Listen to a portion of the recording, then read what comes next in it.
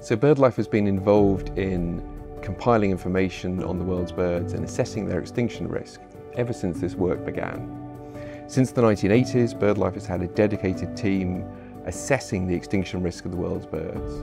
We analyse data on birds to look at the state of the world's bird population, the pressures they face, and the responses, the conservation actions that are underway to protect them. So nature is declining at rates that are unprecedented in human history. From genes to species to ecosystems, we're unravelling the very fabric of life. It doesn't just reveal the scale and severity of the biodiversity crisis, but it also tells us what we need to do about it. It tells us those species that most urgently need our help, those sites that most urgently need protection. And because of our science, there are many species that have been saved from extinction, and many of the most important places for biodiversity around the world have been identified and protected.